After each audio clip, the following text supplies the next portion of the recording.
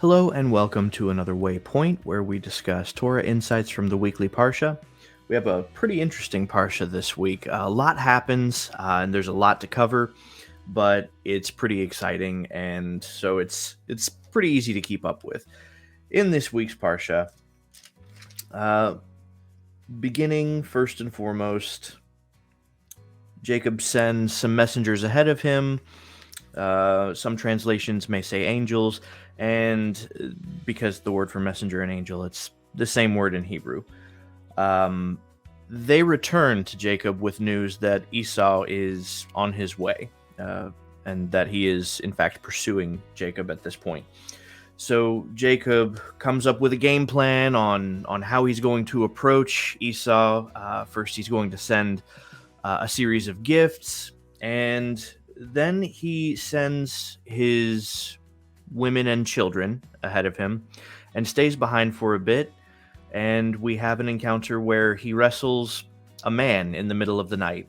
And this man, who we find out is an angel, gives him a new name. From there, he actually goes on. The meeting is much more pleasant than I guess he would have anticipated.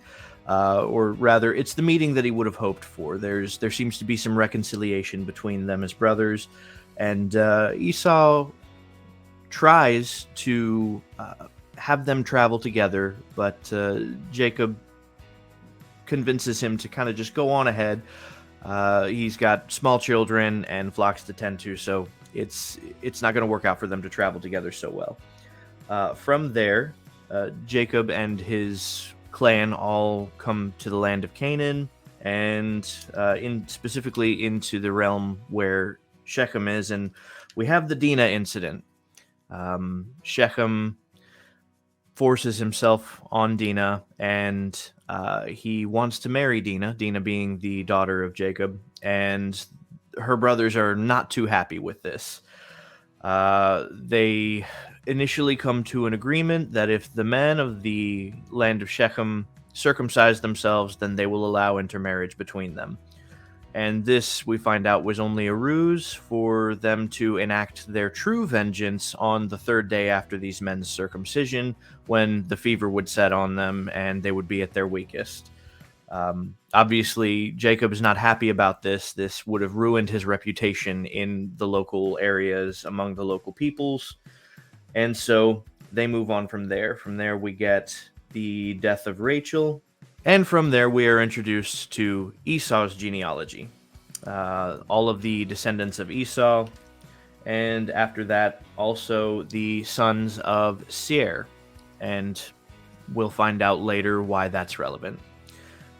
So that's pretty much what we cover in this week's Parsha. With that said, I'll hand it over to my compatriot Seamus for the wonderful lesson he has for us.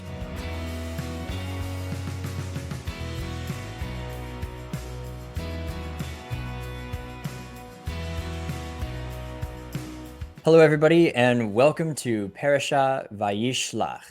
This week, we're going to go over the wrestling match that Jacob seems to have with a man of some sort of origin. There's actually a lot of interesting things about this particular wrestling match. And the reason I want to focus, and I feel like everybody focuses a little bit on the wrestling match here in this parasha. And usually on Waypoint, we try to look for other, maybe more obscure and less popular things to look at in the portions.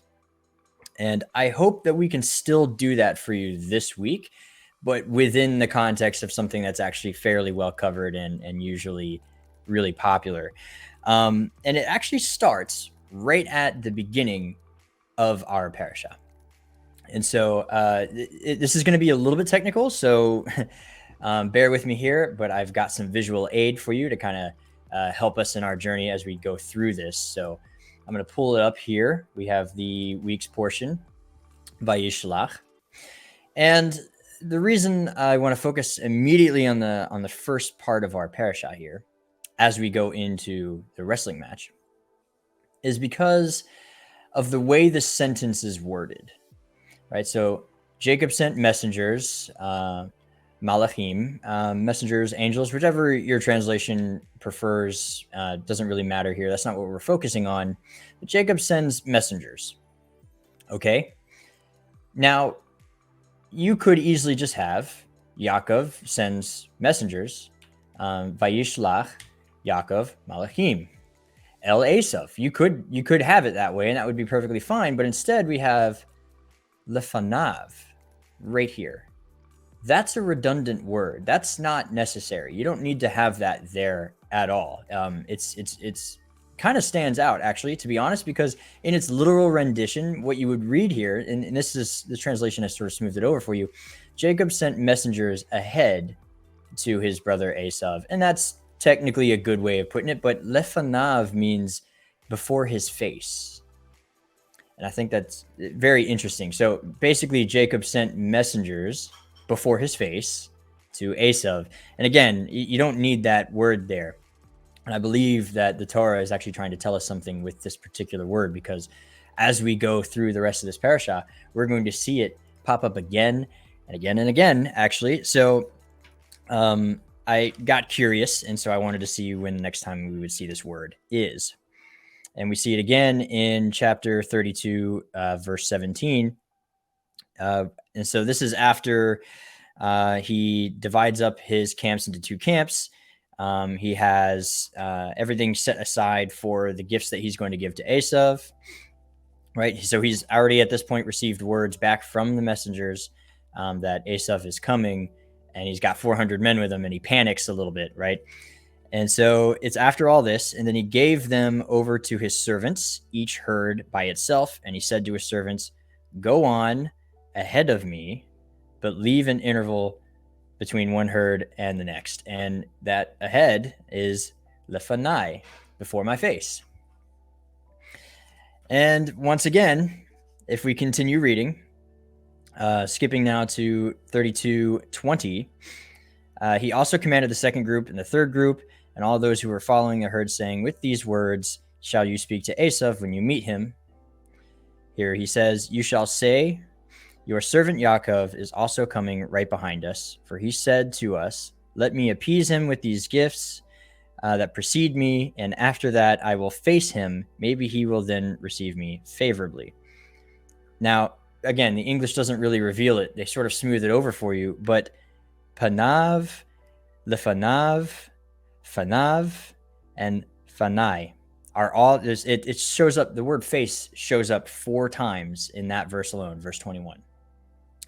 And then verse 22, we have it one more time. "And the gift went on ahead, al panav, while he spent the night at the camp." And so, the amount of redundancy is a little ridiculous. It's almost like the Torah is sort of screaming at us to notice something with all these faces. And of course, if any of you have already read this parasha and gone ahead, you will know that Yaakov, after his wrestling match, names the place Peniel, where he. So again, we have face. So this parasha is just so full of faces that it was hard to ignore. And so I decided to take a closer look into that this week and see what in the world is going on. And there's a couple of things that I noticed as I was looking around to try and see what kind of patterns that we're noticing.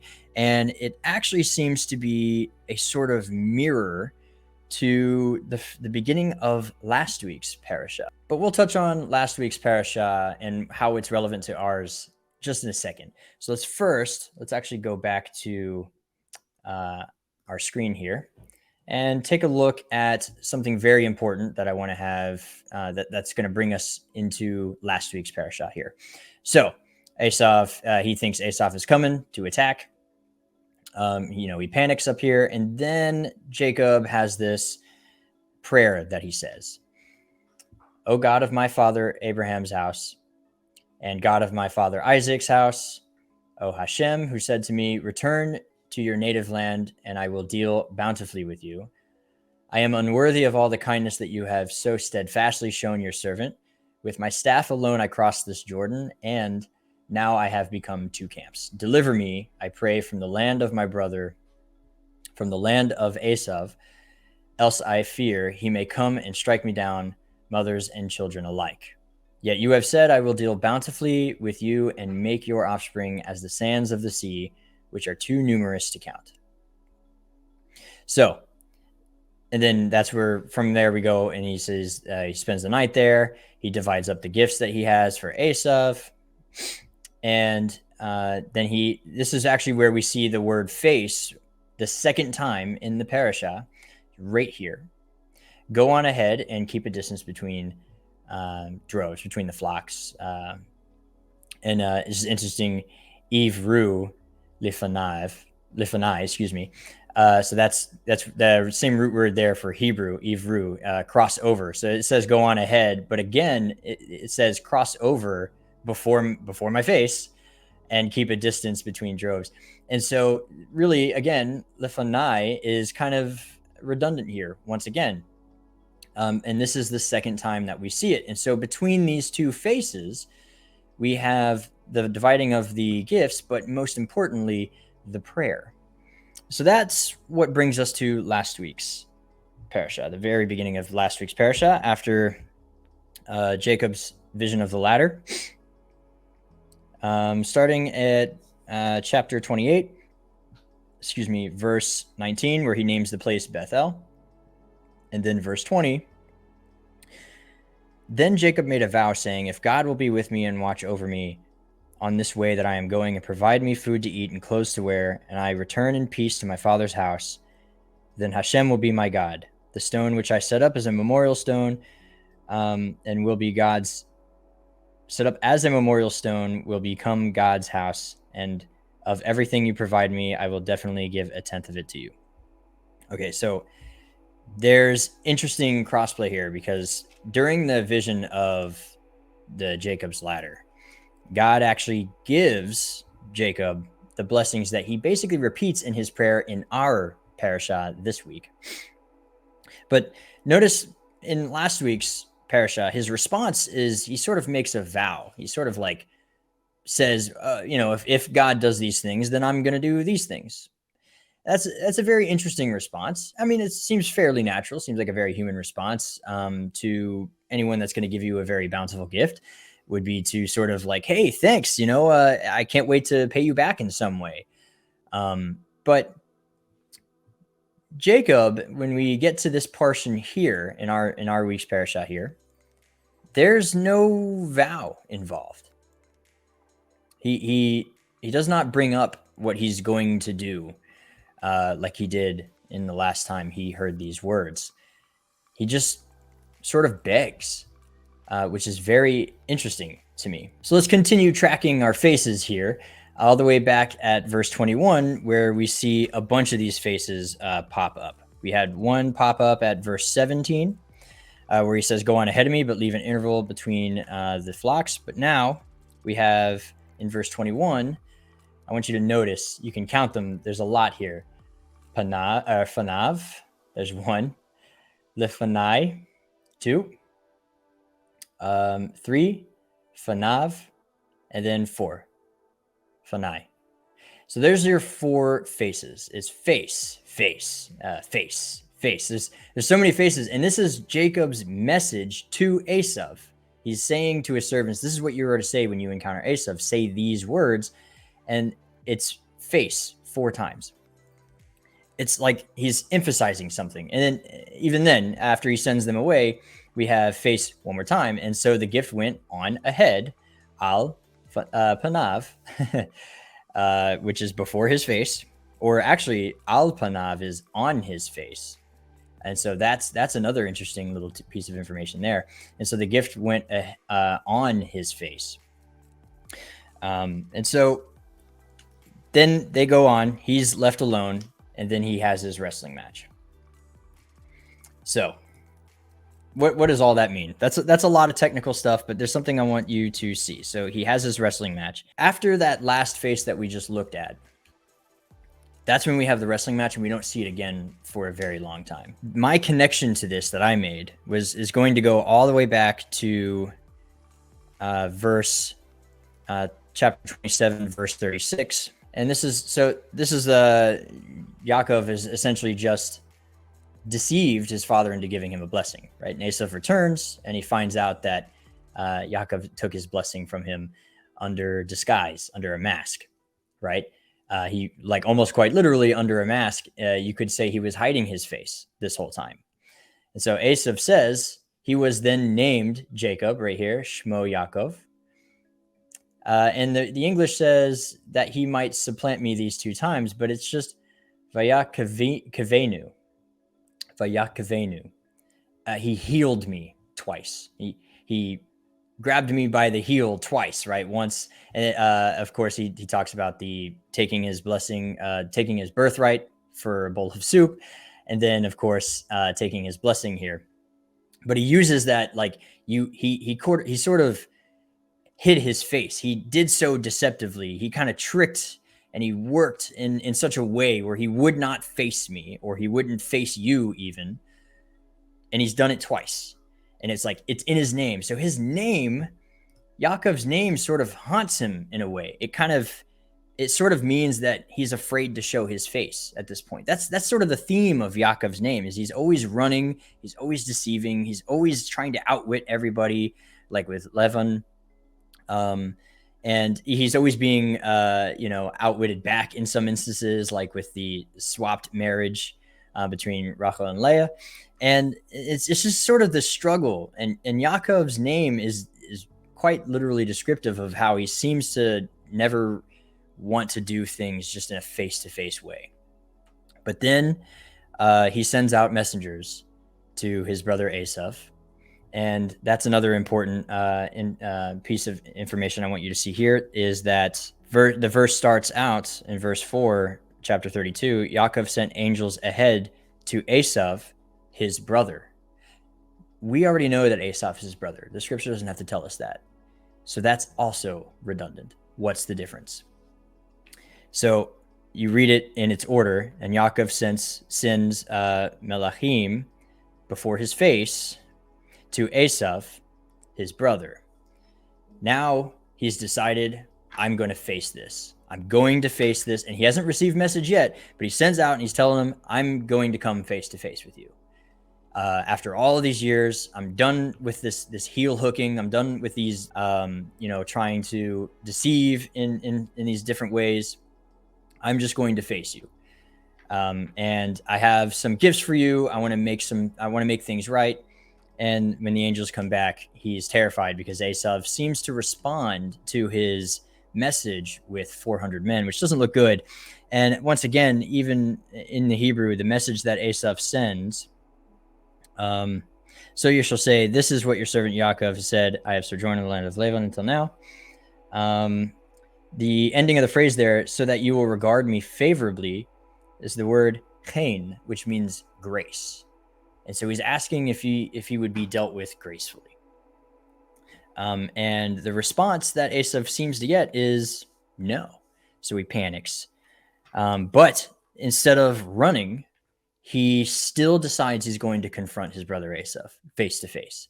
He divides his camp up. He's not going to do it, in a very half thoughtful way. He actually is going to plan this. He's going to try and be as careful as possible, so that if something does happen and it goes south, not all is lost. But that's when we see him beg, right? He turns to God and he does not make a vow. He doesn't say, God, if you, then I, like he did in the beginning of last week's parasha. This time he just looks at God and he says, God, I'm afraid. I don't know what's going on. And I don't deserve anything that you've given me. And so not only does he in that moment decide he's going to come face to face with his brother Esav, but also in that very same moment, he decides he's going to face God. And he's not going to come with any strings attached. And he's just going to wholeheartedly depend on God alone without any vows on his part. I think he's finally realized that there's nothing that he can give back anyway. It's none of that's anything that can matter. And so he's face to face with man, and he's face to face with God. And he's all cards are now on the table. No more of this deception stuff.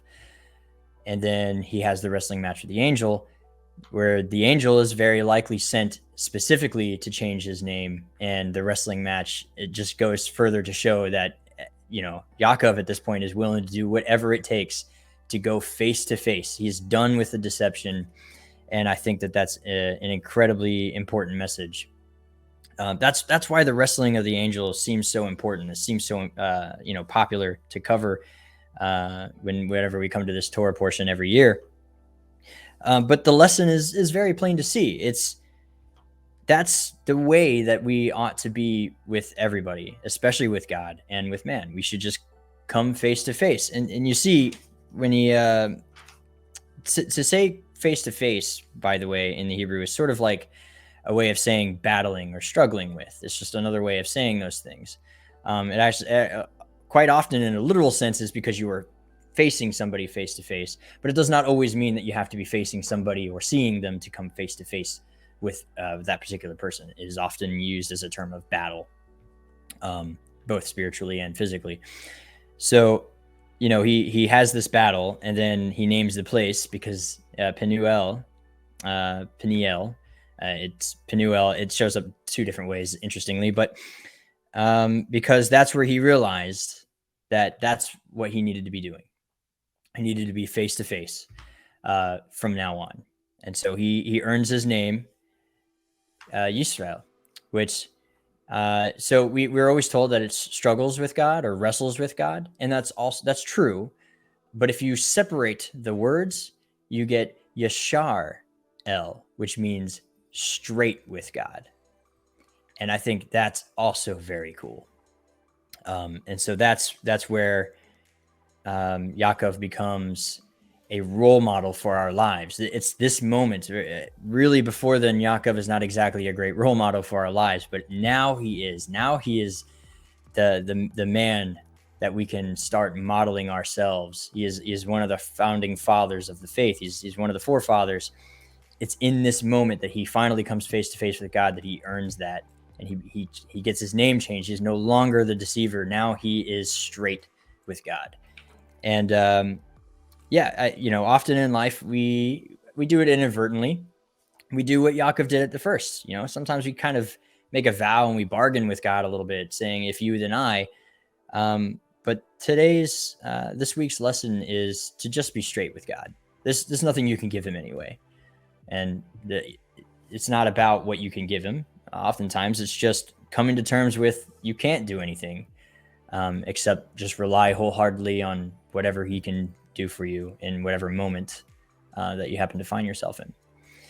So I hope this lesson, again, a little technical. I'm sorry for all some of the Hebrew, but I just wanted you guys to see that there's a pattern in the Torah here in its original language that it's screaming at you. It wants you to see this.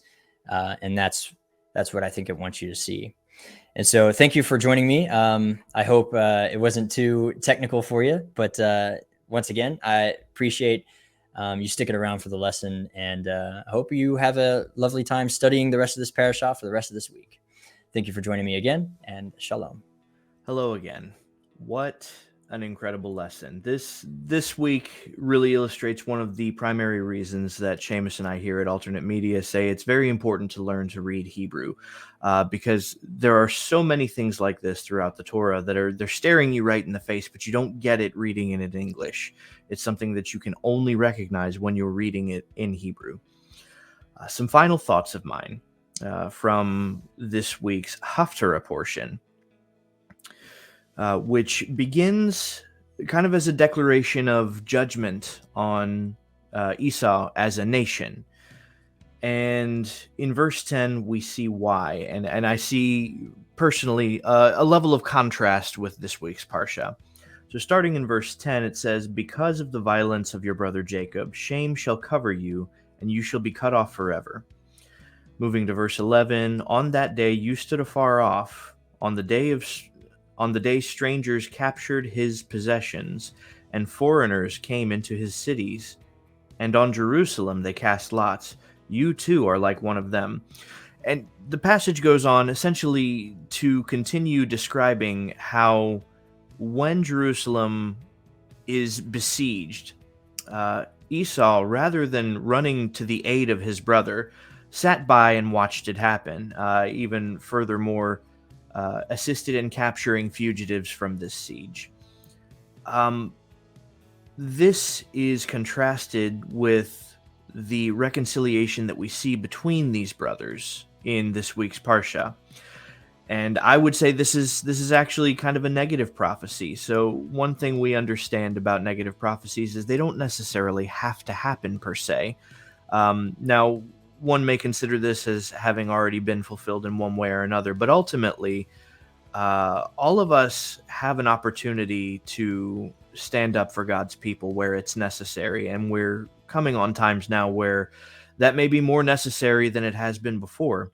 And if we don't want to end up like Esau in this week's Haftarah, then we definitely need to seek the reconciliation with God's people that we saw earlier in this week's Parsha.